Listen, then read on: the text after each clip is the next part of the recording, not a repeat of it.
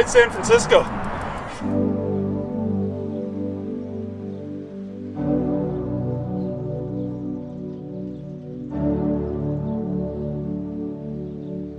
Our past we can't recapture. It's over and it's done. No way to recover time. All those days are gone. No amount of coloring, painting with bright hue can change the way things happen. No way to make it true. No use fretting over regretting bygone days. No need to get entangled in memory's purple haze, or caught up in unraveling, or of hoping we could do things that didn't go the way that we would want them to. The future, it's uncertain. No way for us to see the things tomorrow's holding for you or for me. Now is what's obtainable. Just moments here to share. The future comes so quickly, unseen but waiting there. Seize the present moments, grab all we can contain. Our futures are elusive, our pasts we cannot chain. So get out there and ride every chance you get, bikeaholics.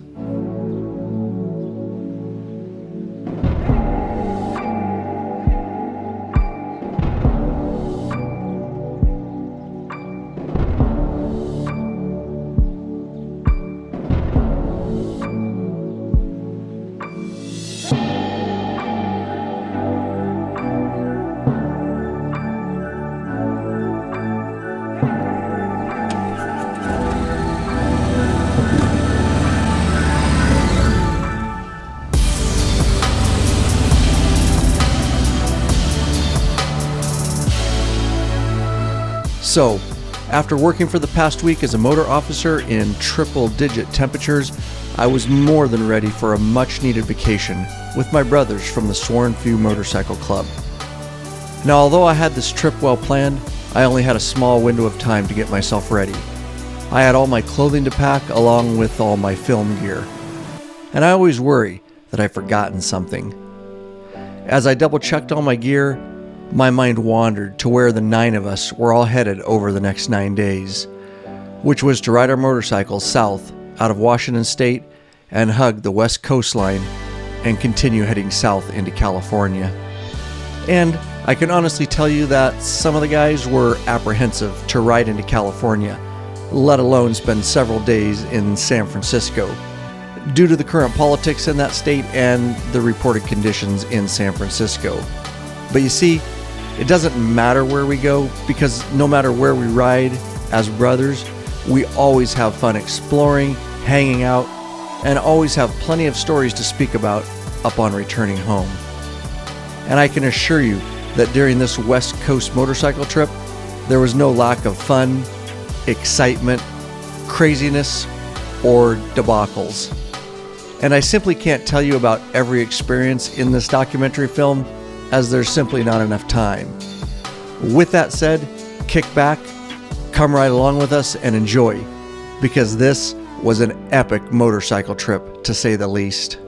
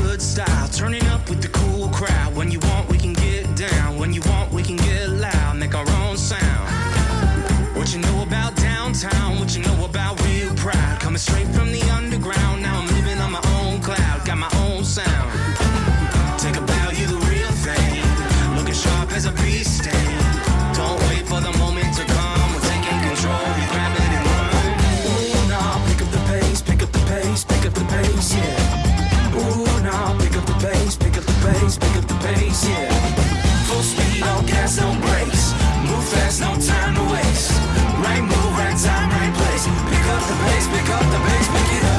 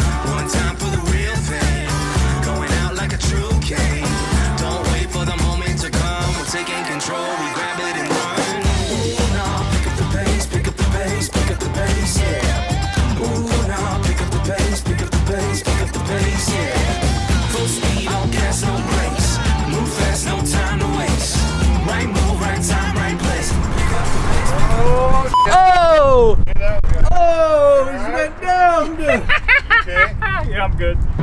Fuente goes down, bro. I go down. I'm trying to get low and slow, baby. Fuente, you're bleeding all over, dude. Oh, I'm good to go, baby. It's you mashed your chin, bro. Did I? You need stitches. No. Dude, you got a legit wound. Your left toe's tore up. Left little toe. Get in the shower. Fuente. So. I'm just saying, bro. That's extreme scooting right here. Hey, that's how we do it. That's right. Low and You slow. can't improve unless you're willing to go down. You got to push it to the limits. Oh, shit. Dude, they're gonna charge you a cleanup fee. I'm going to clean it up right now. They're gonna charge you a cleanup fee for blood on I'm the going to clean scoot. it up right now.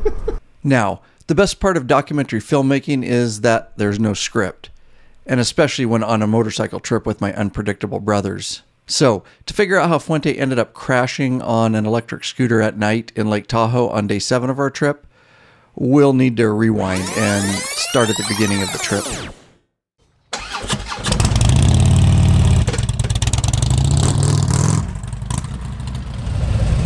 All right, so the rest of the guys showing up here. Gather everybody up. Long day today, so we're gonna have to get going quick. 8 hours saddle time, 350 miles. We're gonna head over, get on the coast. Ultimate destination today is Newport, Oregon. We'll stop in Astoria for lunch.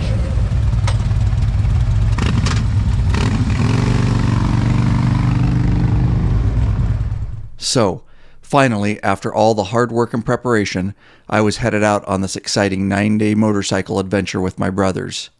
I can't explain how good it felt to be riding this morning as we headed west across the beautiful Highway 12, White Pass, and headed towards the west coast of Washington State. We were literally running from the triple-digit temperatures we'd been experiencing.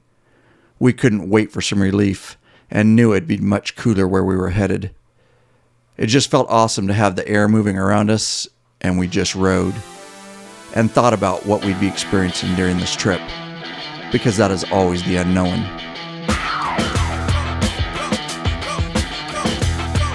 Listen up now, my alarm's going off and it's 5 a.m. I got to get up and get at it again. Just another day with the same old spin. Running out of time as the walls close in. It's grim, it can only take so much. I wanna slip right out of these handcuffs and run full speed, finally break free. We would snake along Rimrock Lake, and it was pure glass this beautiful morning. Yeah, what a way to start a trip out.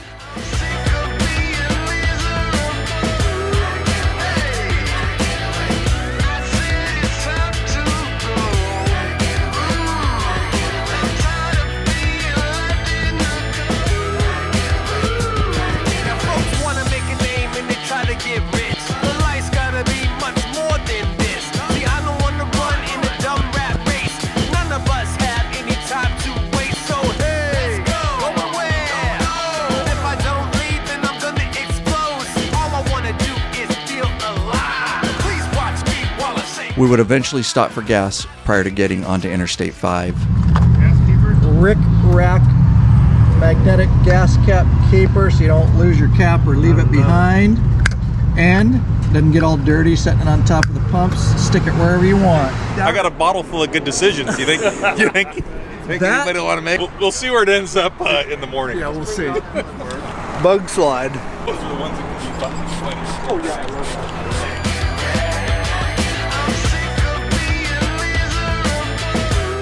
We then headed south on Interstate 5 for a short distance. We got off I-5 at Longview, Washington, and shortly after went over the Lewis and Clark Bridge, crossing over the Columbia River and entering into Oregon. From there, we headed due west via Highway 30 towards Astoria, Oregon. See, I don't wanna run in a dumb rat race. None of us have any time to waste. So hey, going where? But if I don't leave, then I'm gonna explode. All I wanna do is feel alive. We rolled into Astoria, Oregon around 1 p.m. and we're definitely ready for some lunch. So Lurt says Astoria Brewing has good chowder last time he was here. It's been a couple of years, but it was really good chowder, and they had some darn decent beer as well. Are you just getting all the free samples like you usually do? Yeah, exactly. Right. Down the line. You just sample of everything, please. Lurt said the clam chowder is good. We'll see. It was a couple of years ago since I've tried it. That's pretty good. You got to have clam chowder when you're on the water. We're going to have a lot of clam chowder this trip, I have a feeling, because we're going to be on the water a lot. Astoria is a port city and was founded in 1811. It is the oldest city in the state of Oregon and was the first American settlement west of the Rocky Mountains. Astoria is located on the south shore of the Columbia River, where the river flows into the Pacific Ocean. Noises from the windows, but I can't hear a sound. And all of my limitations begin to fade away. In this place I have freedom. Astoria Brewing was an amazing pick for lunch, with great hospitality, cold beer, and great food. With the blow, I'll just sit still now and begin by letting. And I must say that it was arguably the best clam chowder we'd have on this trip, but we just didn't know it yet. I highly recommend visiting Astoria Brewing if you're in the area. Oh, and tell them Law Abiding Biker Media sent you. After lunch, we headed to the Oregon Film Museum, which is the old Clatsop County Jail. This building was used in the opening chase sequence of the 1985 film The Goonies. The museum opened in 2010, coinciding with the 25th anniversary of the film. It is really cool, and they have the actual Jeep used in the chase sequence on display outside. Now, you can tour the inside of the museum, however, we were very disappointed, because due to COVID restrictions, they were only letting a few people in at a time. So, we didn't have time to wait in line and needed to lay down some miles. So we left and headed south on Highway 101, riding the coastline towards Newport, Oregon, our final destination for the day. Floating off the ground, noises from the windows, but I can't hear a sound. And all of my limitations begin to fade away. In this place I have freedom. It's also worth noting that as you head south on Highway 101, there are pullouts with great views of the Pacific Ocean, and they are great for photo opportunities. Still now, and begin by letting him go.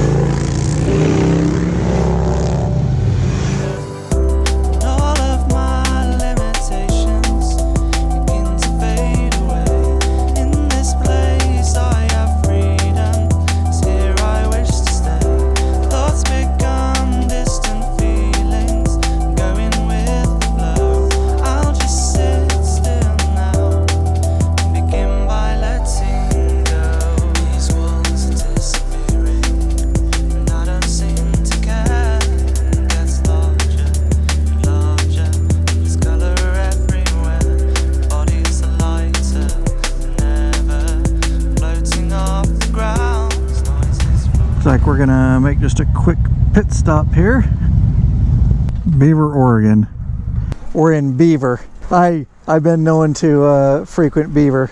Ma'am, what is there to do inside Beaver? Nothing. Yeah, nothing. I've never been in Beaver. Yeah, there's really nothing to do. Yeah. I mean, you might see some wildlife or hit a wildlife. Before we leave, I gotta take a pee in Beaver. Yeah. It's never gonna get old. Hey, Popeye. Yeah. Lurch tells me you've never been in Beaver. I believe him. Squirt. Popeye says you've never been in Beaver before. Beaver? No. Nope, I'll never grow up. Why, after all? Life is too short. And so I was really sad that I had to leave Beaver behind. But it was getting late and we needed to continue south on Highway 101. And we were now about 50 miles outside of Newport, Oregon, our final destination for the day. And what a beautiful ride it was to end this day as we throttled south.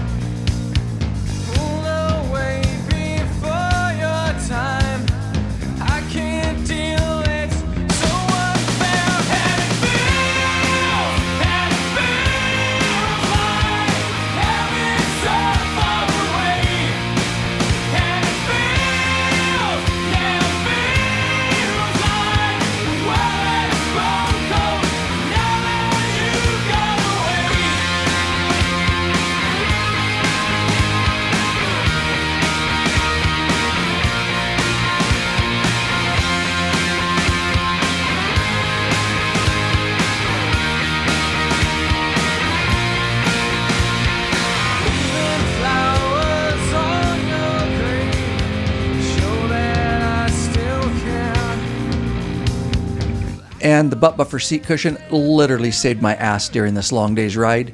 For more details, check them out in the Law Abiding Biker store. And treat your ass with some respect already. I'll put a link in the description below. We arrived in Newport, Oregon at about 7 p.m. and we were definitely ready to unass for the day. We wasted no time getting our gear off our bikes and checked into the Hallmark Resort.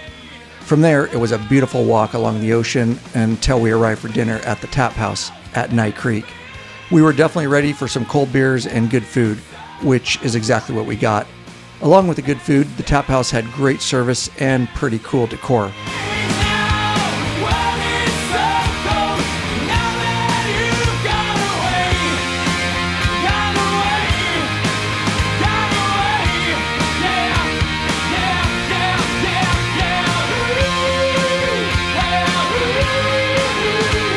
I'd highly recommend a stop if you're ever in the area. After dinner, it was a brisk walk back to the Hallmark Resort for some drinks and cigars on the back deck as we overlooked the Pacific Ocean. And what a great way to end day one, visiting and laughing with my brothers.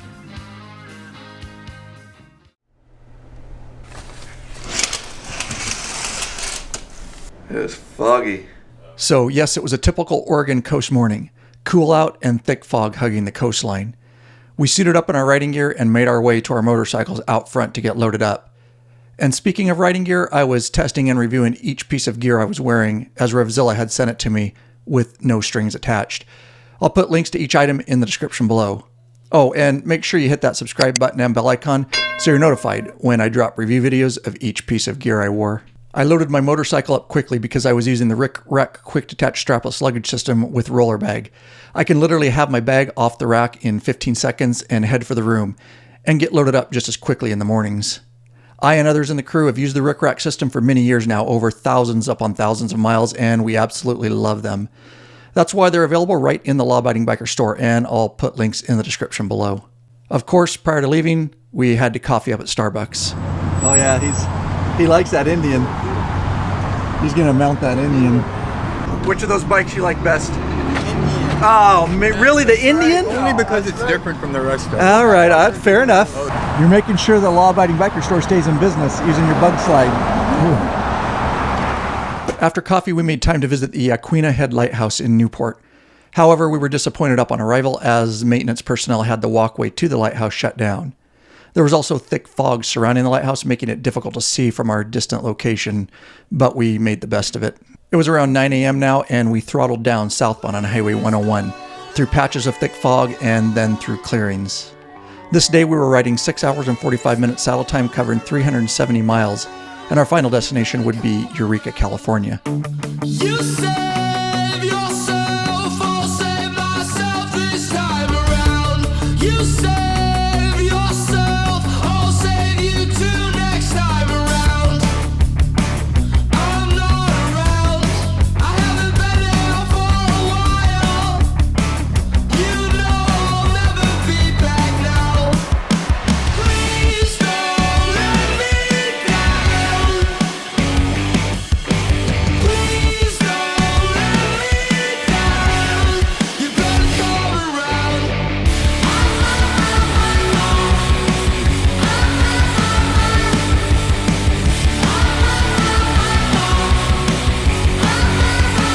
I'll come around. You take me back to much better. We made it to Reedsport, Oregon, where we'd make a fuel stop. What do you think of the ride this morning there, Squid? It was damp. It was damp. It was cool. It was calm. It was calm. What do you think of the ride this morning there, Fuente? Oh, dude, it was awesome. Besides Coming through the fog. the fog sucked.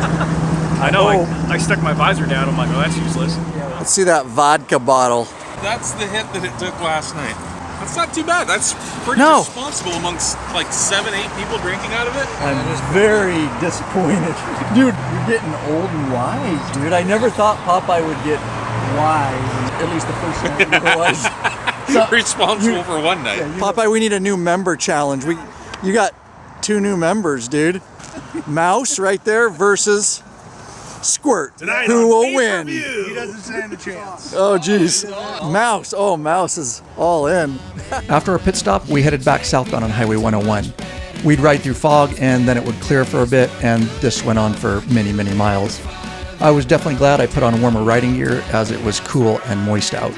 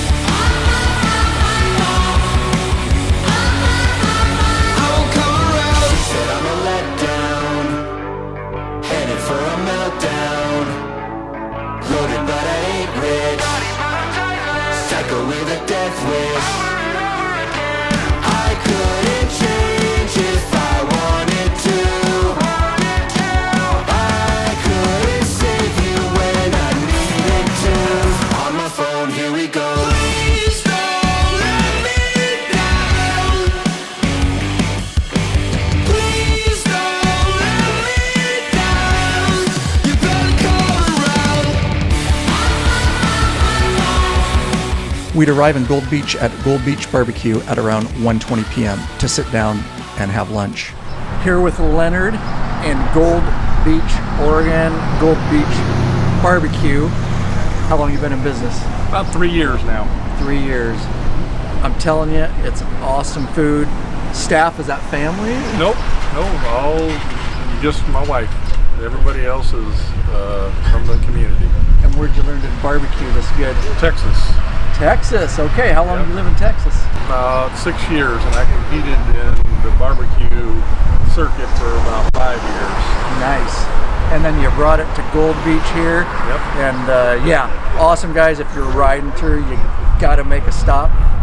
Say hi to Leonard. Tell him we sent you. Thanks guys. Staff's awesome. Thank you. So we left Gold Beach Barbecue very satisfied and continued our journey southbound on Highway 101. We were just 136 miles from Eureka, California now, our final destination for the day. We continued to experience areas layered with fog and then break through to clear areas. We rode inland roads, but at times would get glimpses of the Pacific Ocean. If I only could, I'd make a deal with good, and I'd get him to swap our places. Be running up that road, be running up that hill, be running up that building. See if I only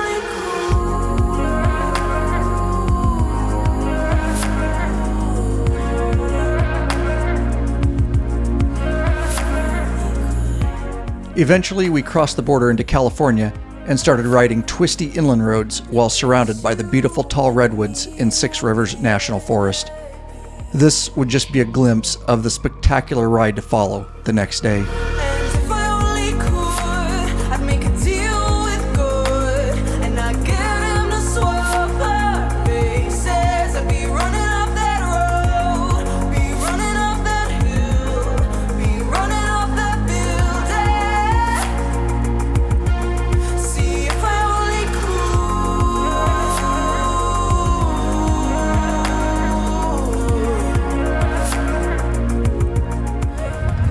That was some badass riding, boys. That's what we've been waiting for.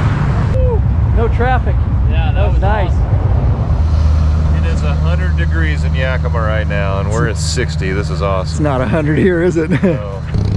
Hey, does a squirt in the woods? No, yeah. What do you? If I only could, I'd make a deal with good, and I'd get him to swap our places. Be running up that road, be running up that hill, be running up that building. See if I only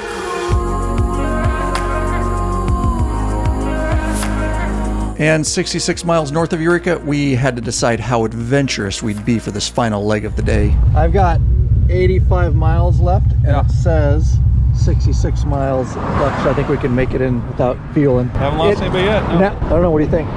Oh, yeah, we can do that. Not a problem. Said we'll have to watch the hills. So I'm saying, Passing. they give you a little leadway, but yours says what? 64. Well, it's only 66, so you're within 2 miles, you're good. Now, although I think we could have made it into Eureka on fumes, Popeye did not, and stopped 20 miles short for gas in Trinidad, California. He was leading the group after all, and he made the call. Dude, Where's your sense of adventure? We could have pushed it, dude. I think we could have made it. Popeye's getting way too wise in his old age. We made it into Eureka, California at about 5:30 p.m. at the Best Western plus Humboldt Bay Inn. I know everybody was ready to gear down, drink some cold beers, and eat dinner. The hotel had a courtesy limo, and it was literally like entering a transport capsule straight back to the 1980s. However, it provided for a lot of entertainment and laughs. Welcome to the lair. We'd eat at Gallagher's Irish Pub near Eureka's Old Town District, which features elaborate Victorian houses, such as the nearby Carson Mansion. Now, for a town of only 25,000, Eureka is a rather depressed area with serious drug and homeless issues along with a high crime rate. Oh, I smell the aroma of weed in the streets. Is that you? You're retired. You just do the edibles. And Eureka is the second highest in the state of California for property theft. So we were warned to not leave helmets on the bike if you're visiting or anything valuable. We're in the ghetto, Starbucks in the ghetto. And that's not just me saying this, as you'll quickly find out for yourself if you simply check TripAdvisor ratings and comments for Eureka or just visit there. It's really too bad, as it takes away from the beautiful Victorian architecture. Oh, and at dinner, we remembered that we were headed to San Francisco. So we try to find the best app to mark all the human poop we'd likely run into while downtown. Told you. All over it. You didn't believe me. Load it up. I will say that the food and service at Gallagher's Irish Pub was excellent, and I definitely recommend it if you somehow end up in Eureka, California. We finished dinner and Squirt provided a homeless man with his leftovers.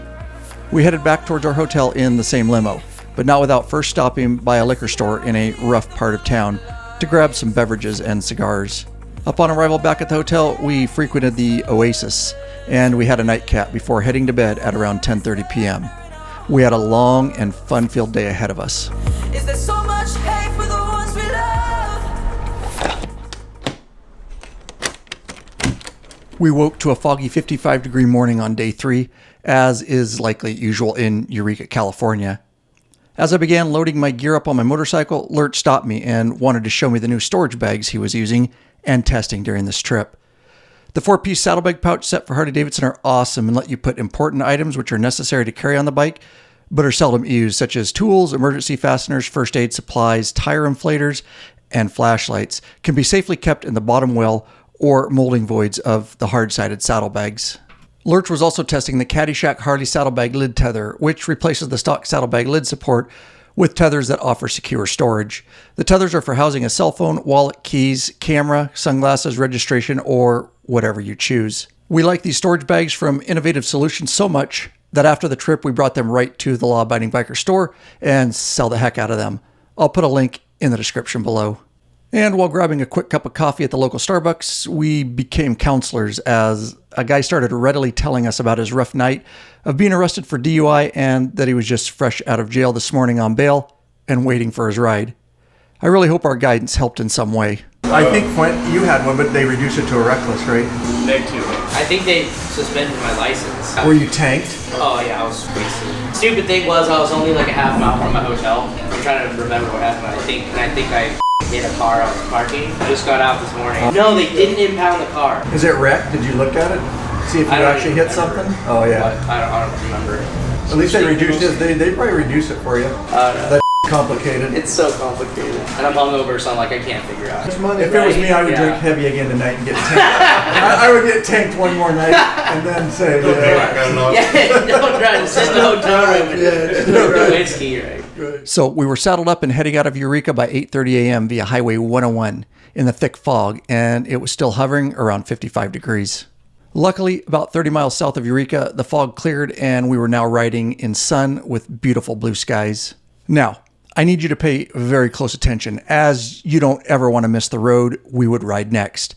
You see, as you are southbound on Highway 101, about 30 miles south of Eureka, you take exit 674 on to Highway 254, and then parallel Highway 101 for about 31 miles. You'll have to do some serious waypoint dragging and ride planner to make this route happen, as it continually tries to force you back onto Highway 101. You'll then get off Highway 254 and back onto Highway 101 south of Phillipsville. If you want a very thorough and detailed video, on how to most efficiently and effectively use Harley-Davidson Ride Planner to plan your trips, head over to lawabidingbiker.com/Harley Boombox, and I'll link to that in the description below. Yep, this is the Avenue of the Giants, and it definitely needs to be on your life's list. It is named after the coastal redwoods that tower over the route. I know we were all in awe as we rode south and looked around at the massive trees and their beauty.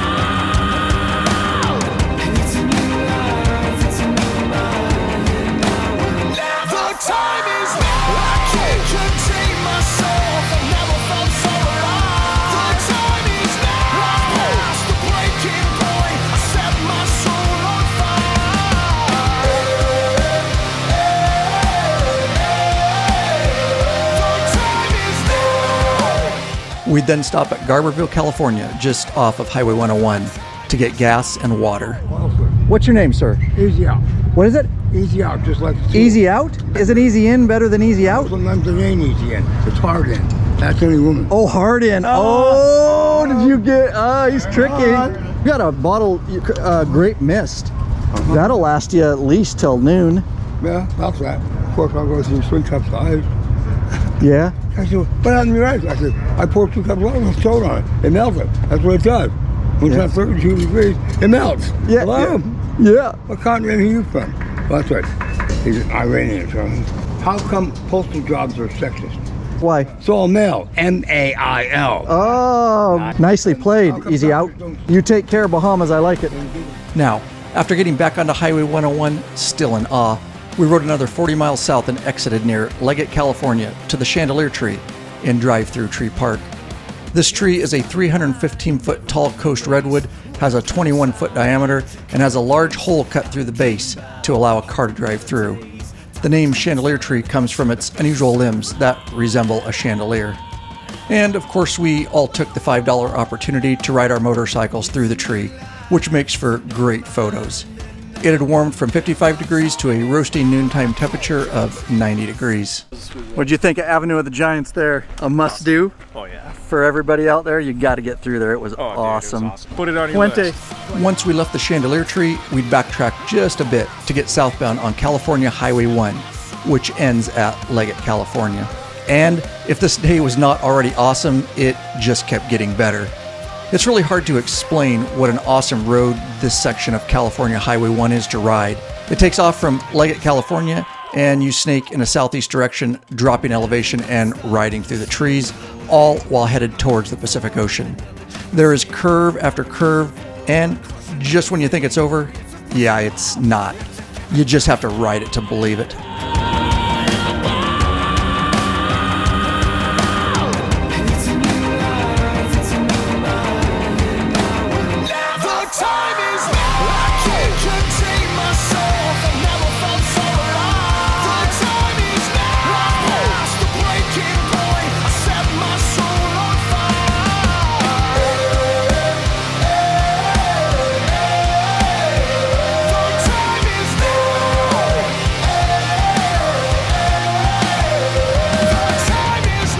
And then, just like that, you ride out from the canopy of trees around a corner and the Pacific Ocean and all her beauty appears in front of you.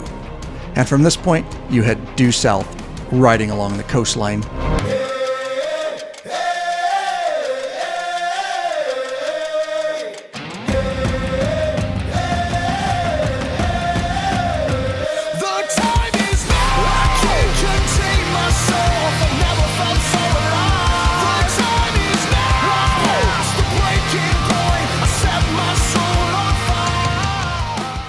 So we arrived in Fort Bragg, California at around 2 p.m. for lunch.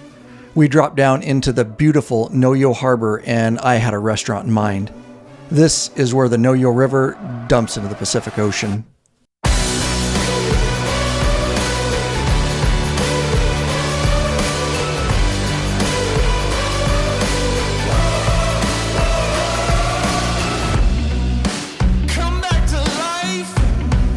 We ate at Sea-Pal Cove in continuance of our mission to find the best clam chowder on the trip. They have 18 beers on tap, beautiful dockside seating overlooking the Noyo River, and fish and chips, among other things.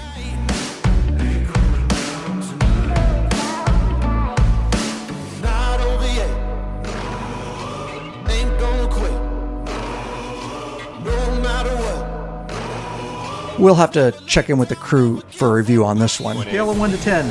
10 being best, huh? It's a 7. Okay. All right, Lurch, fair review of the chowder here at Sea-Pal Cove. It's good. On a scale of 1 to 10, I give it about an 8. Astoria Brewing there in Astoria, Oregon. Astoria That Brewing. was more like a 9, 9.5. I'd highly recommend stopping at Noyo Harbor and checking it out if you're riding through. You won't be disappointed. After lunch, we headed out southbound on Highway 1, leaving Fort Bragg at around 4 p.m. We still had about 5 hours of riding and around 200 miles to get into San Francisco. And it wasn't looking promising that we'd be in before dark. But we'd give it our best shot and throttle down.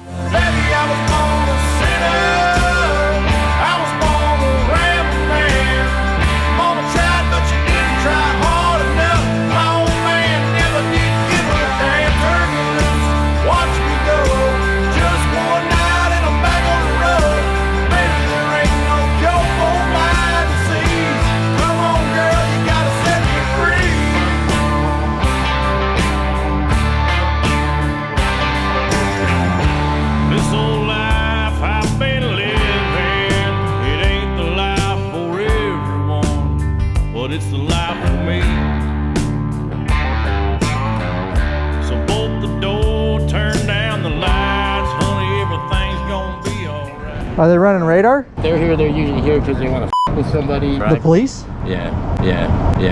They like to just screw with people here? We're not from here. They don't like to with people, but I don't know how they are with motorcyclists. You know, they might see you guys in the vest, think, oh, hell's breaking loose. But they could be in town radar, but they're not here very often. They're just with all the visitors up here. Thanks, bro. What's your name? I'm Dave, dude. Dave. So, it was 5:45 p.m. when we got back on the road after getting gas. Now, I'm quite certain that we uncovered a large-scale conspiracy between residents, tech companies, and the government. It's sort of like the Bermuda Triangle. And I'll explain. But you got to promise me that you'll keep this between us, okay? You see, as you start getting closer, like 3 hours north of San Francisco on Highway 1, all navigation goes haywire. Yep, Harley Ride Planner, Google Maps, and Apple Maps all started failing. Each map showed different mileages, routes, and times to San Francisco. All the platforms tried tirelessly to navigate us away from staying on Highway 1. They continually tried to get us to turn around or take a strange road. It was clear they did not want us on Highway 1, but wanted us on Highway 101 instead. It's like residents paid big tech to keep traffic off Highway 1. So we disregarded all navigation and followed our hearts. It was damn sure we were not going to be forced off of Highway 1. Our original plan was to take it all the way into San Francisco, and we were sticking with that plan. And wow is all I can say. If you find yourself here, I strongly encourage you to turn all navigation off, follow your heart, and stay on Highway 1 all the way. It's the gift that keeps on giving.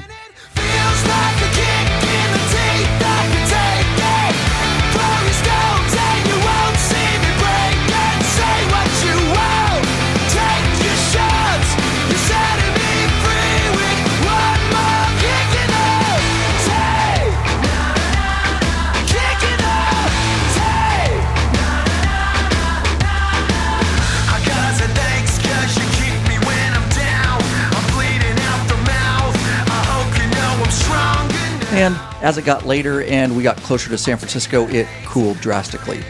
Earlier in the day, it was around 95 degrees, and it had now dipped to near 50 degrees breezy, and there was fog in places. Due to the navigation conspiracy, we really had no idea how far we had to go or exactly where we were. But we knew we were on Highway 1. And what seemed like the middle of nowhere, we made a roadside stop to gear up for the colder weather. I don't even know where we are. We're somewhere in Sonoma County. Somewhere north of San Francisco, that's all I know. They do not want us on this highway, which means it must be badass. He's lost too. We don't know where he is. We don't know where we're gonna get in tonight, but good thing we got beef jerky. Lurch is shivering.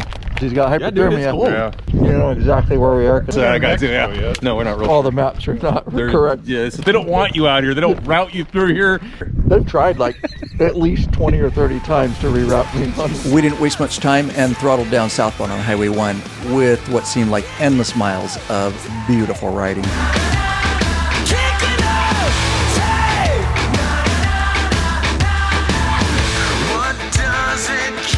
We finally crossed the Golden Gate Bridge at about 9 p.m. and it was dark and foggy now. This would turn out to be about a 14-hour day and about 12-hour saddle time. I know we were all spent and could not wait to unass and get settled into our hotel, which would be the San Francisco Marriott Fisherman's Wharf. We'd be spending 2 days and 3 nights in San Francisco. And if our day hadn't been long enough, we had to deal with hotel staff that could not comprehend the parking situation with a group of bikers. As frustrated as we were, we remained calm and worked through it. We were tired and hungry on top of it. Motorcycles. We can't park here at the hotel, even though we have reservations? For 1 or 2, maybe not for night. We've all got our own rooms, yeah. We got to have a place to park our motorcycles. That's why we made reservations here. There's another public parking lot. Really? So we have to go a block away, even though we have reservations? We'll park them ourselves. We're gonna ride on the back. Thank you, appreciate it. Thank you. Thank you. I cannot recommend staying at the San Francisco Marriott Fisherman's Wharf if you are traveling on a motorcycle. They were very hard to work with, even though we can fit 4 motorcycles in 1 stall. We quickly left the hotel in search of food. Surprisingly, on a Saturday night in San Francisco, it's not easy to get food at 10:30 p.m. You can get plenty of drinks though. I've had better luck getting food in small towns at this time of night. We ended up at the boardroom and had some good old late night bar food like nachos and chicken wings, and it tasted just fine as we were very hungry by now. Of course, we began indulging in adult beverages too. I can eat the southbound northbound continent. And although it had been a long day, it became very clear to me that the crew had no intent of going to bed at a decent time. I think they figured we didn't have to be up early the next morning, so heck, why not party? We arrived at Gino and Carlo, an Italian sports pub, at around 12:15 a.m. And it was clear the clientele was way ahead of us on alcohol intake. The crew unwound, had a few drinks, and played some pool. Chasing each other down. Is this really what I think it is? A few of the guys made friends with a drunk Irish guy who would not stop talking. It doesn't really matter though, because nobody could understand what he was saying anyways. We even watched as some girls tried to throw down. It was getting rowdy. We left Gino and Carlo, and I was really hoping we'd be going to bed now. But no such luck. Walls are caving in, can breathe now. I'm too old for this. These kids want to go to another establishment. I'm going to take Lurch's camera and I'm going back. Can't do it. I'm too old. The crew arrived at La Rocca's Italian bar at about 1:25 a.m. Yep, there were plenty of highly intoxicated people here too. I don't know, maybe they're all depressed that they have to live in San Francisco. Okay, I'm kidding. Relax, all my San Francisco brothers and sisters. To calm a drunk guy who was uncertain about things, Fuente decided it would be a good idea to indulge in a shot challenge with him. I'm not sure this was such a good idea, but Fuente seemed to be having fun. I bet that guy had a very rough night.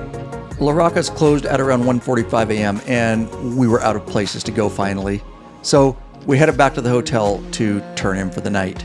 Now, although we didn't have to be up early, we had plenty of things we'd experience in the next few days around San Francisco. Yep, we were just getting started.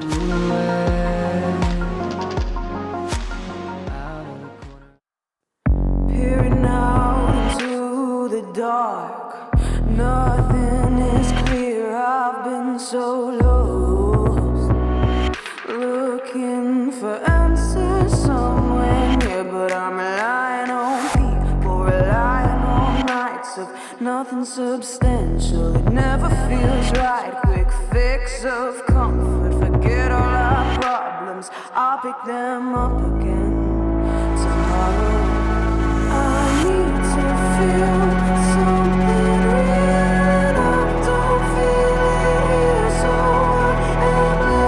So, some of the guys in the crew were originally less than excited to visit San Francisco.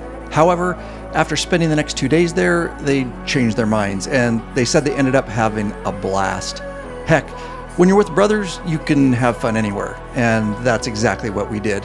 So, the entire crew gathered up bright and early in the morning at around 11:45 a.m. for a meeting. You see, this was a free day, and we needed to decide what to do. And I'll mention that it's short meetings like this that are when bad decisions are usually made. Now, we were going to walk around San Francisco all day.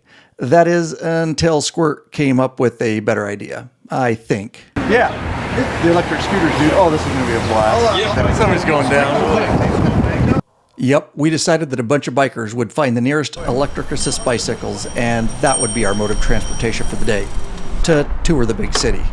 So we found some bicycles nearby, and while Squirt had to help some of the elders get the app downloaded and teach them how to even get a bike, the rest of us, we saddled up and got familiar with our new rides. We were raring to go. Coming through, bitches. What you got? Look at me and Mouse. Goes miles up. When you're pedaling a bike, is it good to smoke a cigar? Is that Yes, it's actually recommended. a workout program? It is. Nice, bro. And we were off, riding our bicycles through San Francisco in an attempt to get to the Golden Gate Bridge.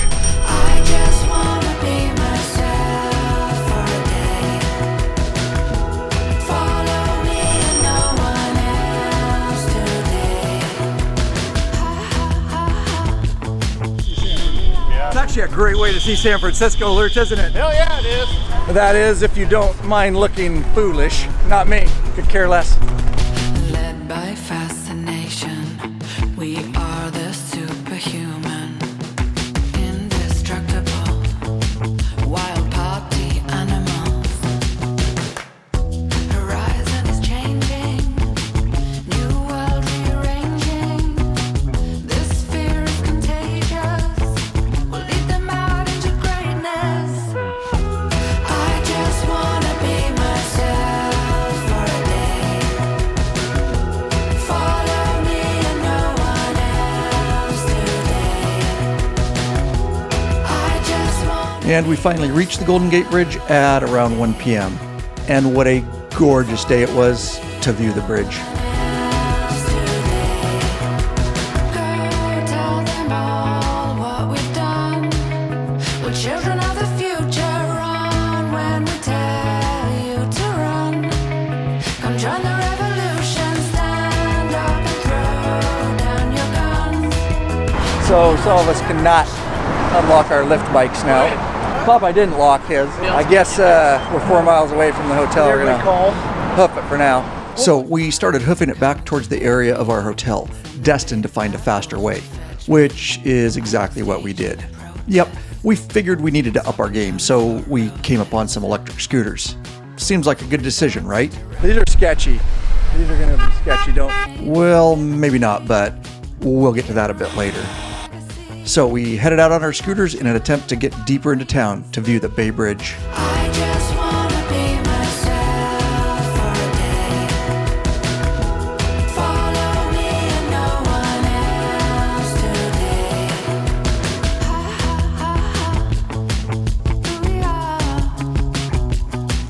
Yeah, I think I like the scoot better than the bike. Led by fascination. Did you think you'd be doing this in San Francisco when we showed up? No. Never know what these trips are gonna bring. Dude, you're living again. Like a young buck, living life.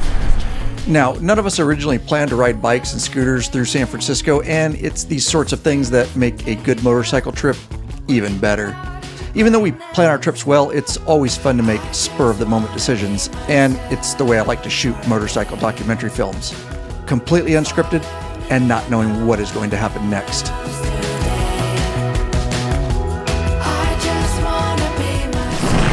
Bike show and chaos here in San Francisco.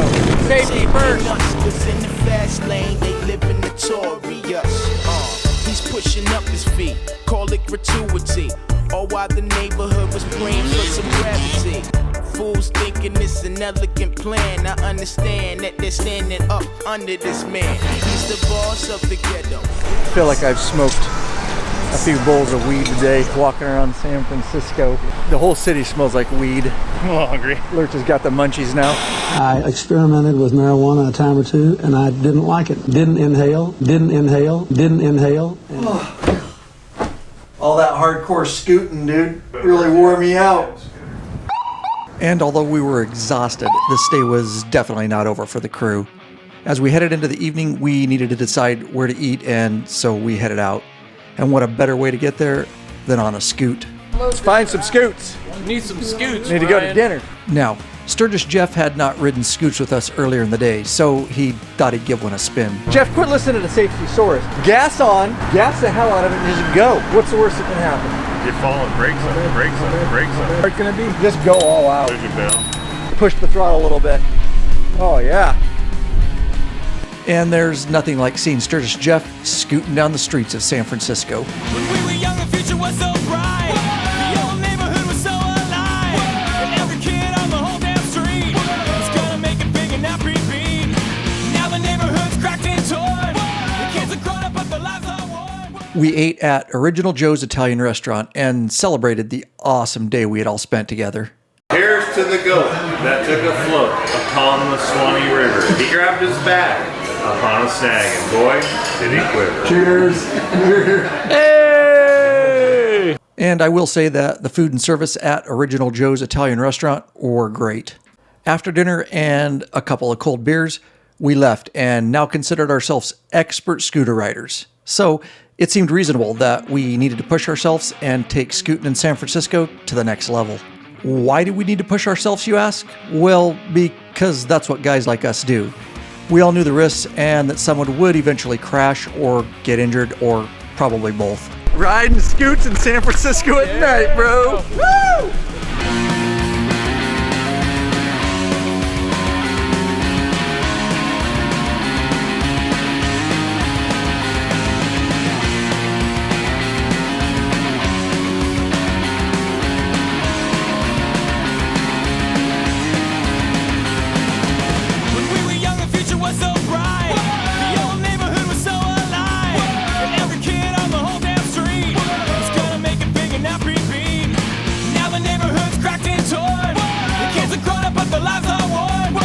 And yeah, it had to be me on this night.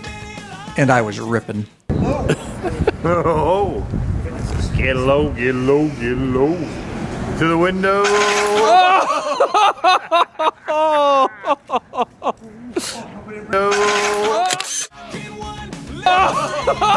So, from past experience, I know that I fractured my right middle finger and damaged a very expensive Sony lens. But hey, I took it to the limit, and for that, I have bragging rights. Okay, let's be honest here. The biggest injury was to my ego. Oh, and I had to ride with my broken finger, throttle side of course, the rest of the trip, which was a good daily reminder of my stupidity.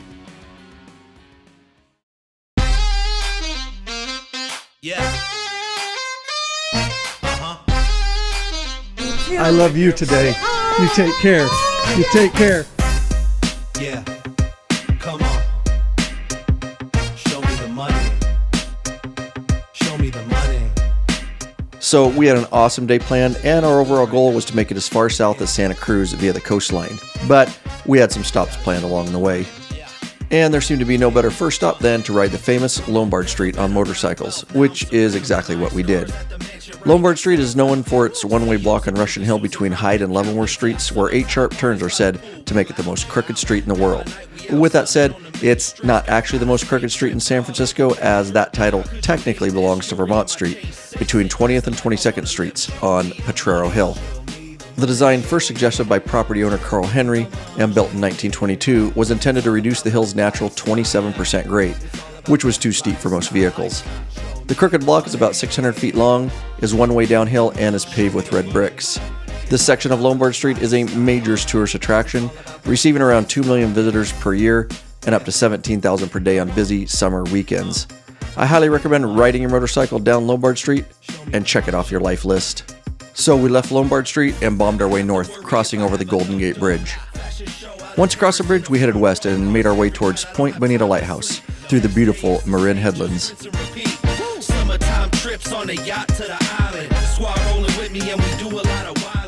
And we arrived at the Point Bonita Lighthouse.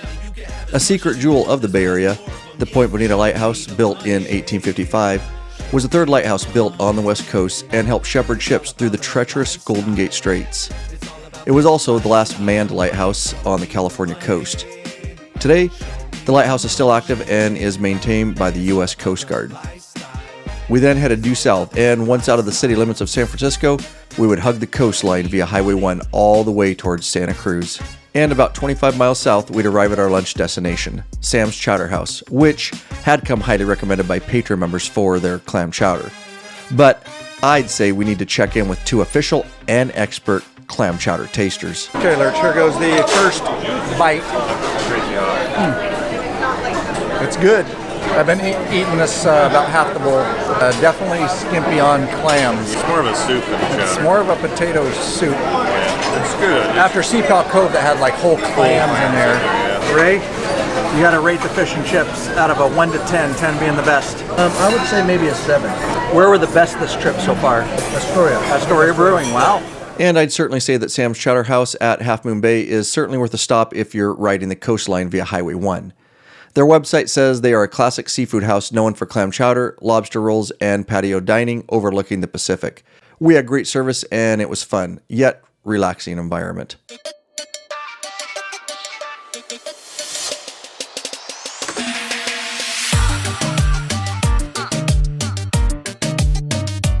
And after lunch, we continued our journey south, continuing to ride the windy and cloudy coastline this day.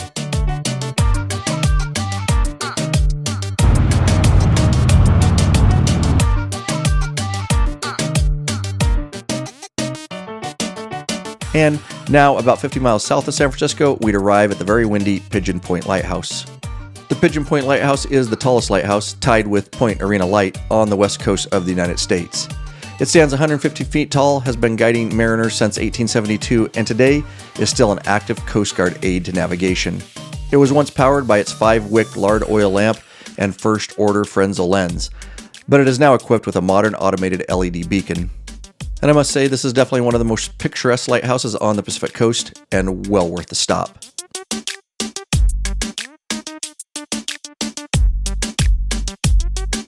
We left the lighthouse and bombed south, knowing we were only about 30 miles from Santa Cruz.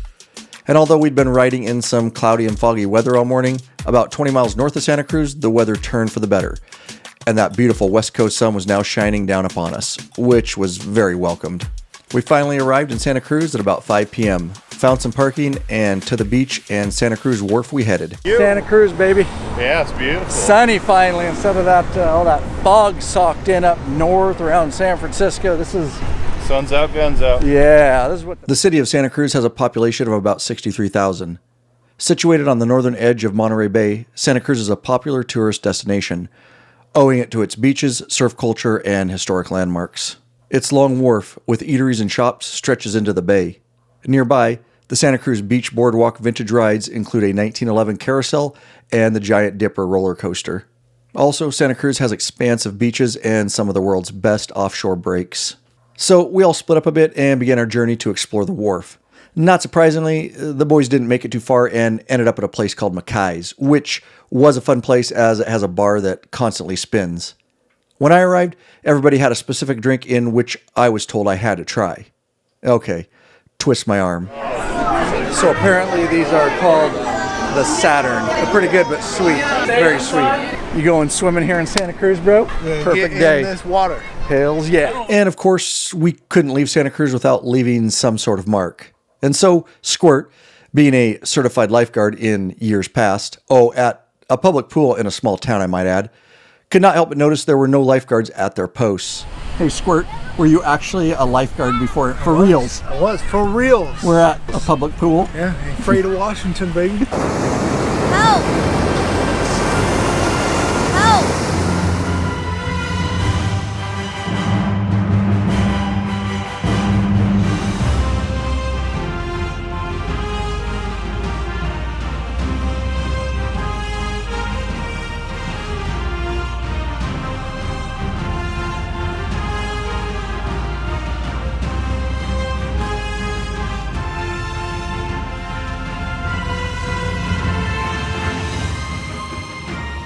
Yeah, I'm thinking Squirt should not quit his day job. Oh, and that would not be the last time Squirt tried to be a lifeguard on this trip.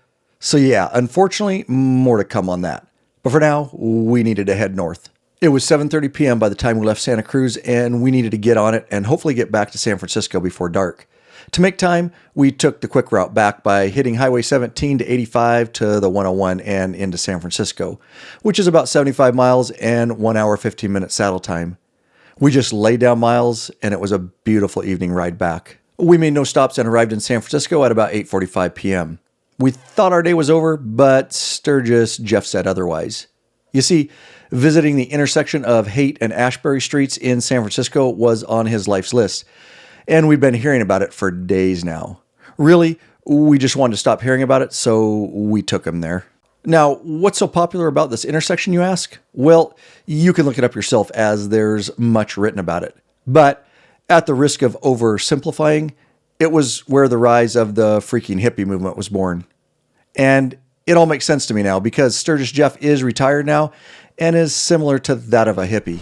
We got her. We've been hearing about this since we left on this.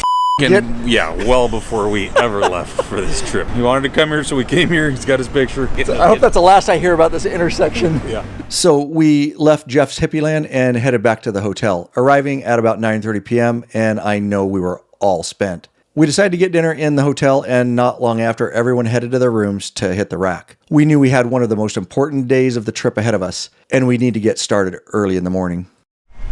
All right, here we are, Lurch. It is officially patron member meetup day. Getting out of here, San Francisco, at about 8 o'clock a.m. Get out of this fog. Yeah. Same thought, yeah. We got Mouse here. It's Mouse's first patron meetup event. Looking forward to it. It's going to be fun. Be good times. We left San Francisco, and it was a foggy and cool 65 degrees. The plan was to head east on I-80 to Sacramento, where we'd then get off onto Highway 50 towards South Lake Tahoe, knowing we'd leave this San Francisco fog behind us. But there was something big we had to do on the way, and that was to stop by Placerville, California, to meet with our beloved patron members of Law Abiding Biker Media, who would be awaiting our arrival. From there, they'd all join us on our journey and ride east with us all the way into South Lake Tahoe, where we had a surprise waiting for them. Now, there's nothing really special about this stretch of the ride, as it's all freeway. We just stayed focused to lay down the miles towards Placerville, which is about 130 miles away and 2 hours saddle time if traffic's not jammed up. We wanted to meet our 11 o'clock arrival time that we'd promised everyone.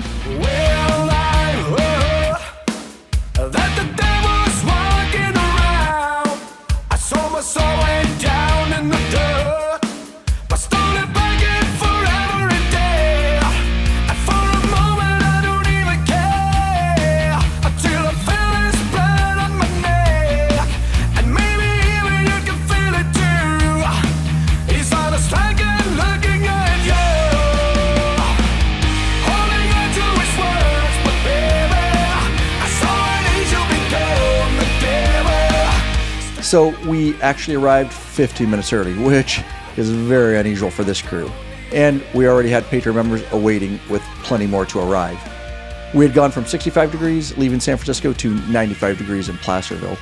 So I began making my rounds and shaking members' hands, whom I have the utmost respect and gratitude for, as they support us financially. And of course, we provide benefits for doing so. You see, Law Abiding Biker Media holds a big private event like this each year at differing locations for the members that can make it. And that is just one of the many benefits we provide for members. The members in our private Facebook group organize and conduct rides all over throughout the year. It truly has become the largest and fastest growing online and offline biker community around. Now, we've gotten to know so many of these bikers online over the years, and meeting them in person always solidifies just what a great down-to-earth people these are. Me and the crew love getting to know more about these bikers from all over, and we also enjoy growing this large network of bikers helping bikers. And if supporting us financially as a member isn't enough, several of them came bearing gifts. Like Paul Schaus of Sparks, Nevada, who presented me with a bottle of Frey Ranch Straight Bourbon Whiskey, and Bob Rossi of Rhode Island, who presented me with a patch, coin, and shirt. And it's worth noting that we could not make many of these events happen without the direct involvement of local patron members. Like Matt Haywood, who was at the event, and Dan Nielsen, who could not make it. These events are about 9 months in the making, and their help was much appreciated. And after mingling for a while, it was time for the event briefing, and everyone gathered round. As scheduled, kickstands were up at noon, and we left as one large group of like-minded bikers. We'd lead the group east on Highway 50 towards South Lake Tahoe, which would be about a 60-mile ride and 1 hour and 15 minutes saddle time. Everyone had grins on their face, and we all just enjoyed riding together.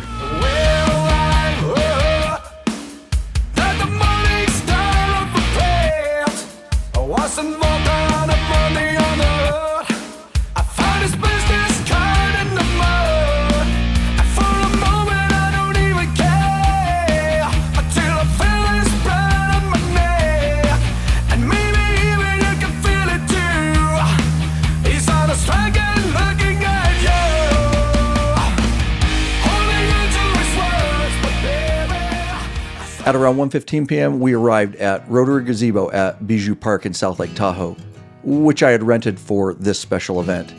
What a peaceful, secluded, and beautiful place it was to hold this lunch and social event. Angel eyes, follow me.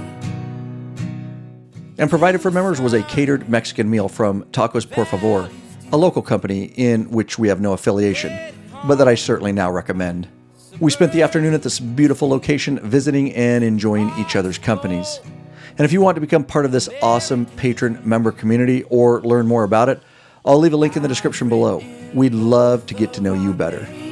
In the sky, to let the world know I am yours and you are mine. And the event at the park ended at around 5:30 p.m. There we go, patron event 2021, a success.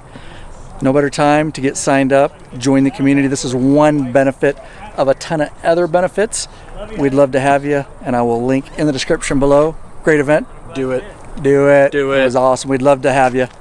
Our crew took a short ride and arrived at our hotel in South Lake Tahoe at about 5:45 p.m., where we'd be staying for the next 2 nights. Fuente's finally back in his element. No surcharges and parking fees like San Francisco. And not having to pay for a plethora of additional charges like in San Francisco, Fuente was very happy he didn't have to eat top ramen this night. So we all walked a short distance from the hotel and arrived for dinner at Azulejo Kitchen. We enjoyed a good meal and a great outside environment with live music. To the west, we enjoyed a beautiful Lake Tahoe sunset.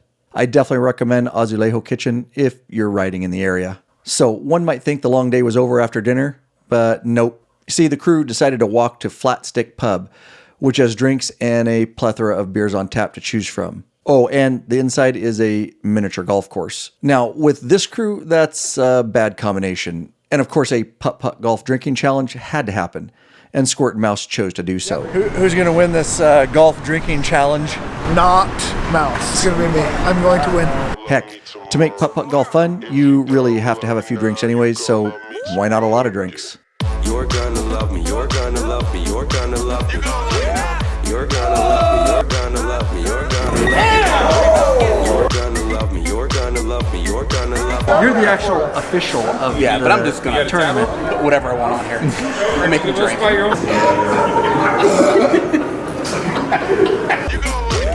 You're gonna love me, you're gonna love me, you're gonna love me. Talk is cheap, shut your trap. Tell me cheap, yeah, you like that. Put it out, push it right back. Look out for me, I'm on the right track. Super, super, super, super cool. Who that? Not good. I got burp now. Who that in the pool? Splash on all you fools. It's one of the most ridiculous things I've ever seen, but it's funny. All game but new rules and cash rules everything around me. Dollar bill, dog. Cash rules everything around me. Holla how you feel, dog. I don't know. I lost a ray. Yeah? Even that blind squirrel finds a nut every once in a while. Mouse? You! So you are the winner of this challenge. I am the winner. What was your thinking going into this challenge? Like, what was your strategy? Young kid has no experience at all in anything. Life, drinking beer, playing putt-putt golf, nothing. I'm a well-experienced man, so that was my strategy. And the strategy pulled off. It pulled off. Congratulations on your victory. Thank you. So by the time that tomfoolishness ended, it was 10:30 p.m. and many of us were spent from the long day, returning to our hotel rooms, while others took it late into the night. And oh my God, I had no idea of the fun and foolishness about to happen in South Lake Tahoe the following day. Trust me, you don't want to miss this. If you don't love me now, you gon' love me tomorrow.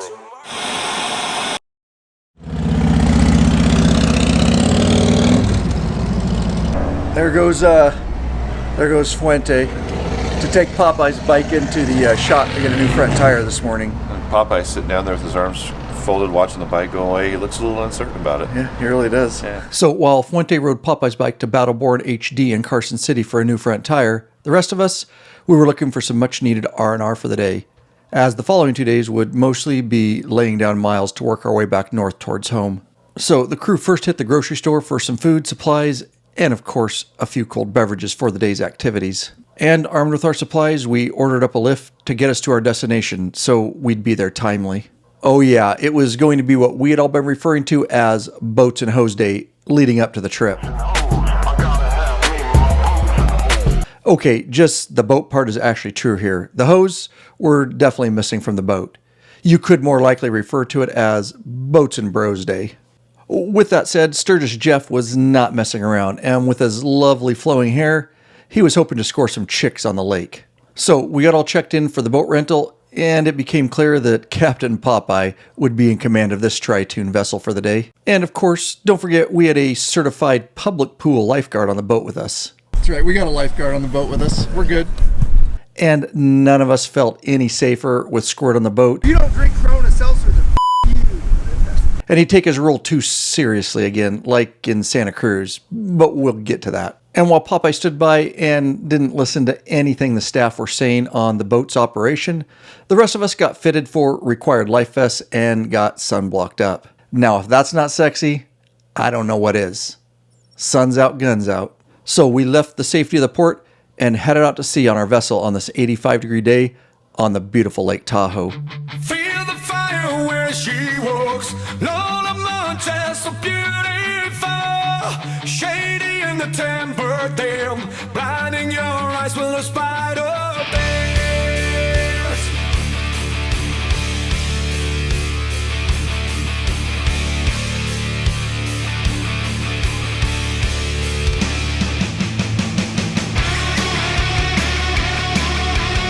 The beautiful freshwater Lake Tahoe is at an elevation of 6,225 feet.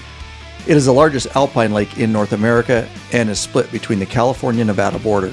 It has a depth of 1,645 feet, making it the second deepest in the United States after Crater Lake, Oregon, in which we'd be riding to the following day.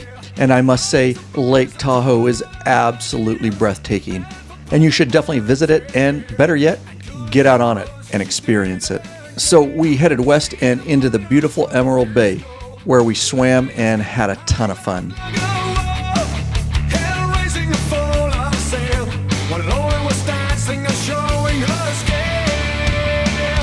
Wherever she walks, she'll be captivating all the men. Don't look in her eyes, you might fall and find the... And within Emerald Bay is the only island on the lake, called Finette Island. And at the top of the island are the ruins of a small stone building named the Tea House, which has some interesting history that we're not going to get into right now.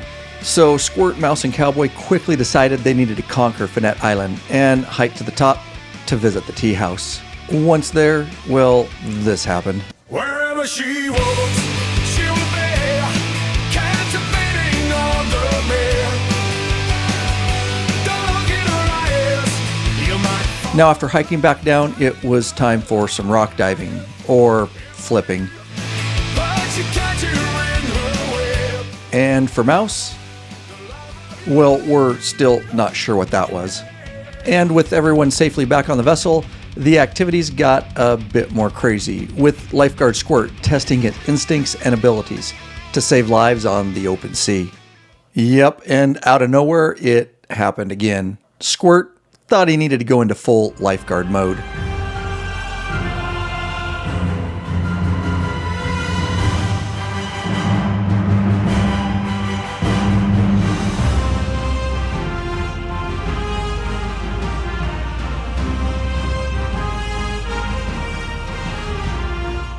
Yeah, I'm going to leave it at that. And of course, we couldn't end the day without Squirt giving an official call to the port for re-entry. This is the U.S. sailing vessel number 66, the port of Ski Run Rentals. We're back and have expo code Rubber Ducky. Got 7 souls on board ready to dock in your port. Up 66, once you get in between our red and green channel markers, you want to hold your position there. We'll get a dock in us 66. So we returned our vessel and ordered up lifts to get back to our hotel. As we drove back, I could not help but reflect on what an awesome day on the lake I just had with my brothers, and how those memories would last a lifetime. We returned to our hotel to get cleaned up, because this day was not over. If I only could, I'd make a deal with good, and I'd get him to swap our places. And so after everyone was ready, we walked to a place called the Gun Barrel Tavern, had a few drinks, and listened to some live music, while continuing to enjoy this awesome day. Oh, and Fuente, he had returned from Battleborn HD with Popeye's bike with a fresh new front tire. And Fuente's night was just getting started. And based on a patron member's recommendation, we decided to lift it to dinner. We arrived at a place called McDuff's Public House and found that there was quite a wait to get in, but we decided to wait it out.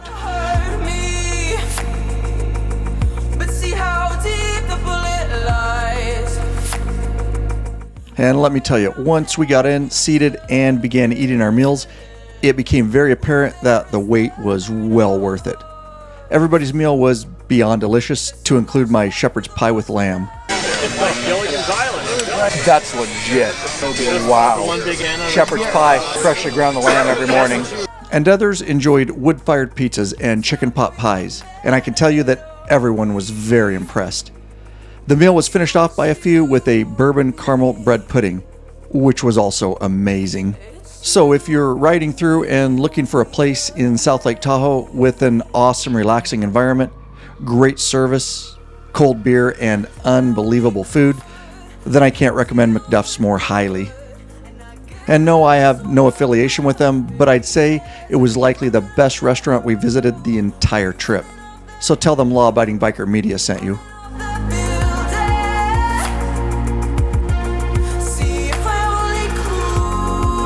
Now, it was about 8:50 p.m. when we finished dinner at McDuff's, and we literally could not find an available Lyft driver to get us back. And what did we come across? Yep, you guessed it. The poor decision was made by Fuente that it was scooting time, as he was sure he was an expert rider now.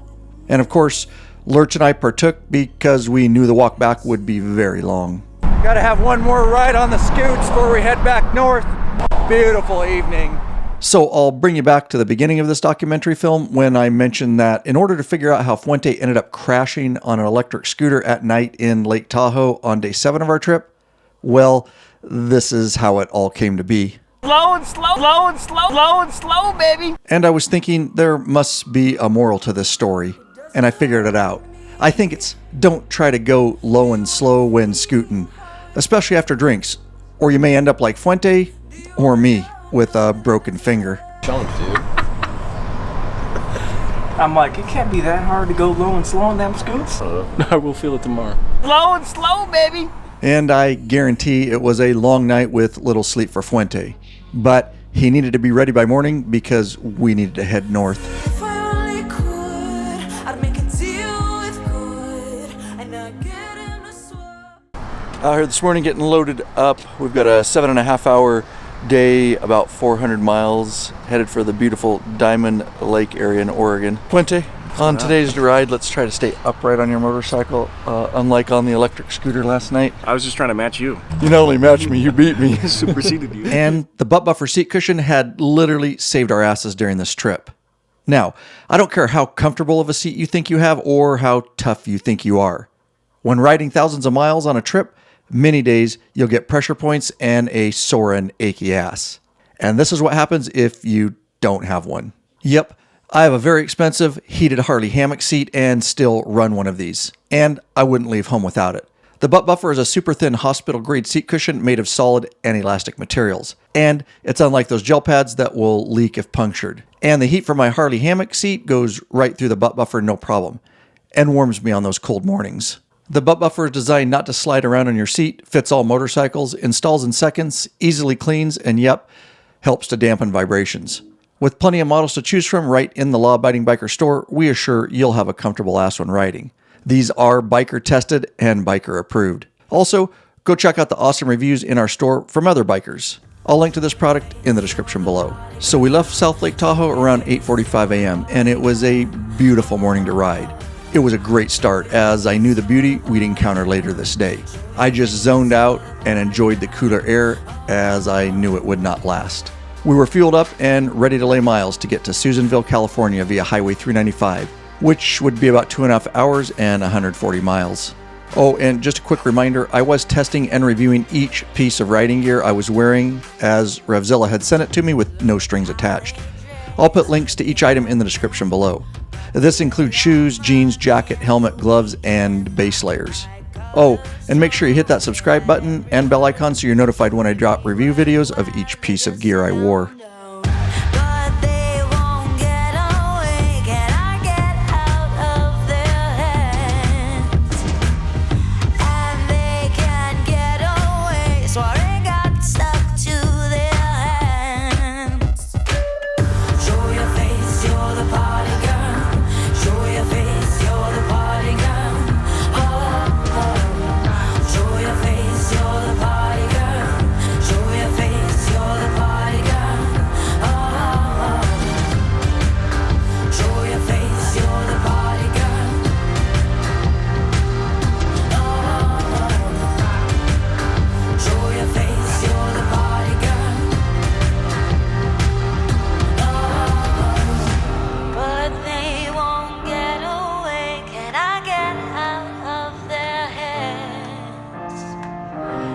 And it was 100 degrees as we entered Susanville, California at around 11:15 a.m.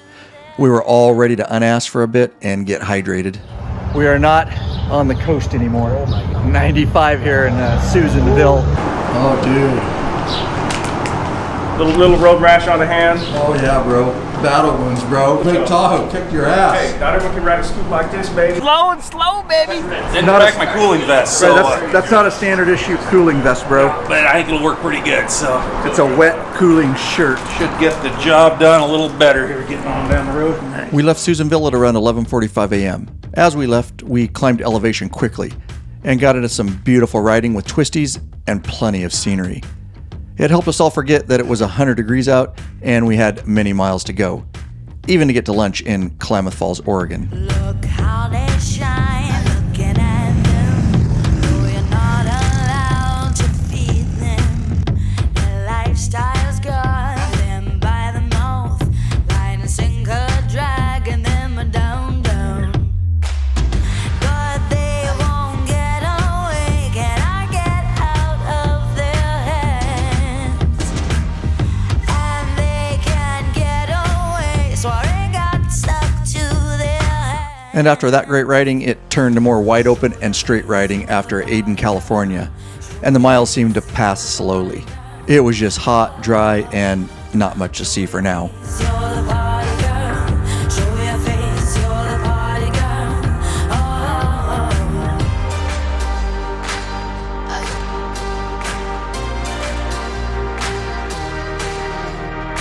We arrived in Klamath Falls at around 2:30 p.m. and it was socked in with smoke due to the wildfires. Now I could tell the last 3 hours and 170 miles had really taken a toll on the group.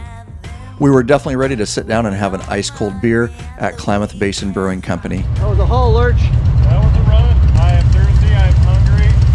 If it wasn't for this butt buffer pad, I think my ass would be really sore. Your money at the weekend, high colors show their every word.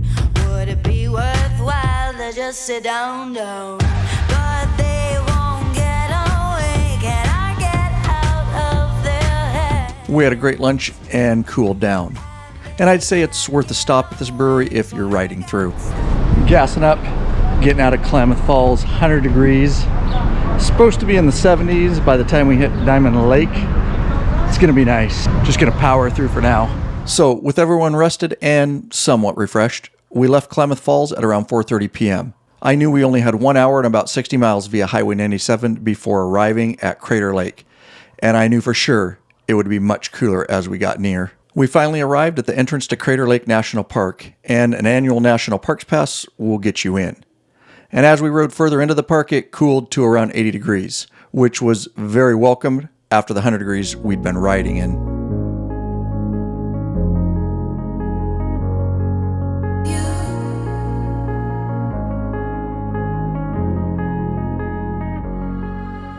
And out of nowhere, it seems, Crater Lake appears in all its beauty. Now, this is my second visit to Crater Lake, and all I can say is you need to get here and experience it for yourself. It's truly a magnificent creation of God, and it will refresh your soul. It's a kind of location you would come to often and likely never get enough.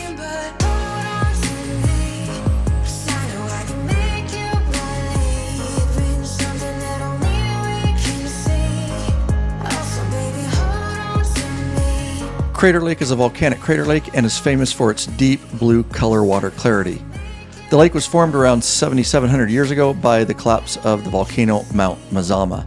There are no rivers flowing into or out of the lake, and the evaporation is compensated for by rain and snowfall. With a depth of 1,949 feet, Crater Lake is the deepest in the entire United States. In the world, it ranks 9th for maximum depth.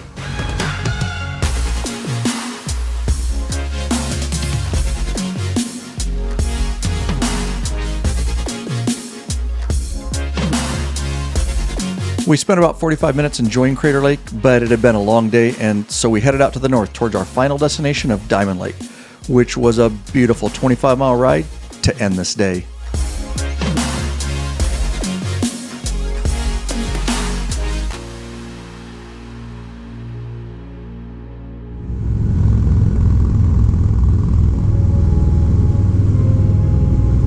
And we finally arrived at the rustic and beautiful Diamond Lake Resort at around 6:45 p.m. And it was going to be my second time staying here. And I must say that it appeared the same as it did when we rode here 8 years ago. I guess you don't need to really make changes when you have a location this beautiful. And it's really what gives it uniqueness.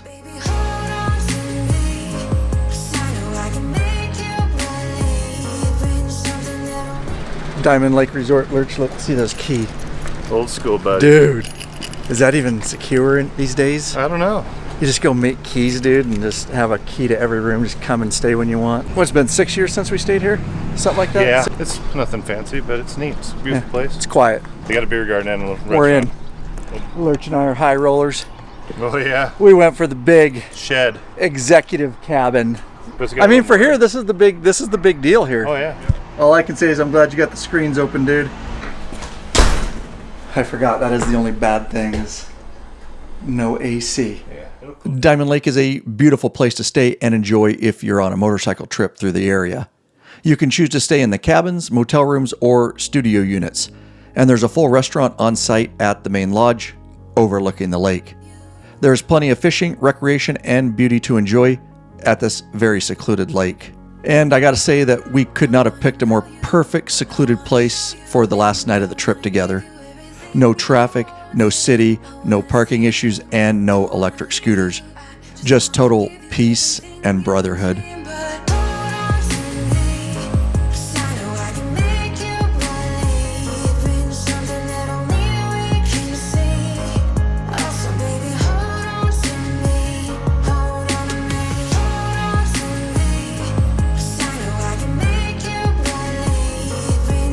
We enjoyed the beer garden and some fine cigars and just visited while overlooking the beautiful lake and sunset. We'd then migrate to the lodge and enjoy appetizers while laughing and telling stories of what we'd experienced on this awesome motorcycle trip. We'd end the evening by opening that bottle of Frey Ranch bourbon that patron member Paul Schaus had given us at the member meetup days before. And you better believe we finished that bottle on the porch this night. We literally couldn't have ended the evening better than that. Brotherhood and experiences like these are hard to find, but it can be found within the Sworn Few Motorcycle Club. So, y'all know that saying, all good things must come to an end? Well, that's definitely how I felt on this morning because it was the last day of the trip with my brothers. Now, Popeye and Squid, they left around 6 a.m. as they needed to get home earlier than everyone else. For the rest of the crew, We all headed out of Diamond Lake at around 9 a.m. And although it was a cool 64 degrees starting out, we knew that would not last, as 100-degree temps were forecasted for where we were headed this day. And that was due north via Highway 97 out of Oregon and into Washington State, back to our homes and regular lives. And this riding day would consist of 5 hours and 45 minutes saddle time and 316 miles of mostly straight, boring roads and hot weather riding. But we would make a stop, and I'm so glad we did. And that was a stop by Wild Horse Harley-Davidson in Bend, Oregon, mainly so Sturgis Jeff could pick up a Harley poker chip for his collection. Now, we've visited many dealerships all over the U.S. over many years, and I must say that this was one of the best and most friendly experiences we've ever had. Believe it or not, dealerships and their friendliness vary greatly from state to state. Now, I do want to mention that I have no affiliation with Wild Horse Harley-Davidson, but I want to personally give a huge shout out to them for their warm welcome and customer service. I especially want to give Emily a big thanks for helping me pick out a shirt to take home, being friendly and laughing with us. And on top of that, she wanted to give me a free t-shirt. They're gifting me a t-shirt. This is the military one. This is the military Yeah, supporting our one. military, and they're gifting it to me and Law Abiding Biker Media. Emily. Ask for Emily when you stop by and tell them Law Abiding Biker Media sent you. And I will tell you that this dealership heavily supports law enforcement and our military, and it showed in every way. And on top of all that, it was a super clean and well-organized dealership. I highly recommend stopping by this dealership if you're riding through, and hey, tell them Ryan Urlacher sent you. And about a 1-hour ride to the north from Bend, Oregon, and we'd arrive in Madras, Oregon for lunch at Madras Brewing.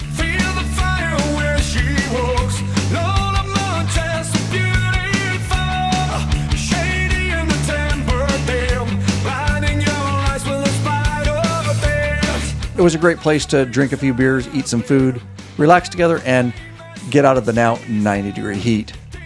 We knew it was our last stop together, so we just took our time. So before we left Madras Brewing, I decided to give Cowboy a gift because I felt sorry for his ass.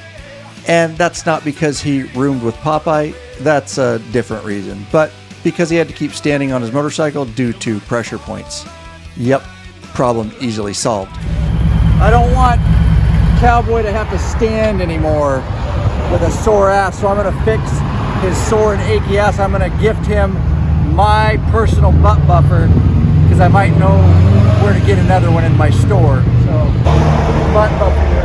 Never have a sore ass again. And I guarantee Cowboy's ass was happier than it had been this whole trip. From Madras, we just throttled down to the north and eventually crossed the Columbia River and back into Washington State. At this point, it was 100 degrees and like riding in a blow dryer. We all knew the trip was over, and at this point, I know we all just wanted to get back to our homes and families. To help pass these last miles, I just zoned out, deeply reflecting on the past 8 days and unraveling all that had happened. I even caught myself laughing at many of the memories. And with other memories of the trip, I simply felt a sense of complete peace and oneness with God and the world around me. And in this crazy world and current times, that feeling and place can be elusive and seem impossible to find. But I know for a fact that it's there, and that I can indeed find it on these awesome motorcycle road trips with my brothers. Oh, and remember, only those that choose to ride motorcycles will ever relate to that feeling. So stop procrastinating and get out there and ride every chance you get, bikeaholics. Wherever she walks, she'll be captivating on the man. Don't look in her eyes, you might fall and find the love of your life. Emily, but she catch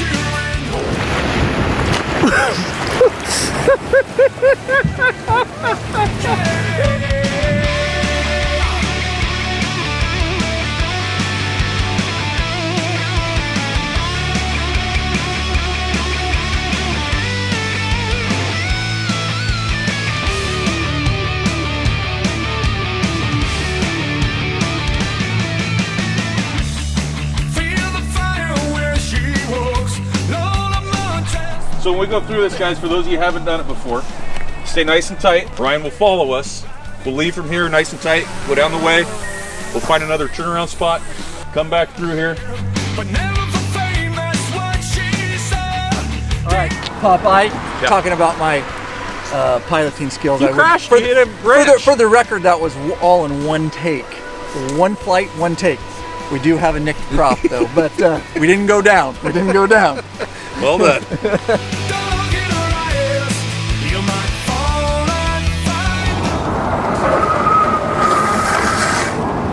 Let's go ride San Francisco.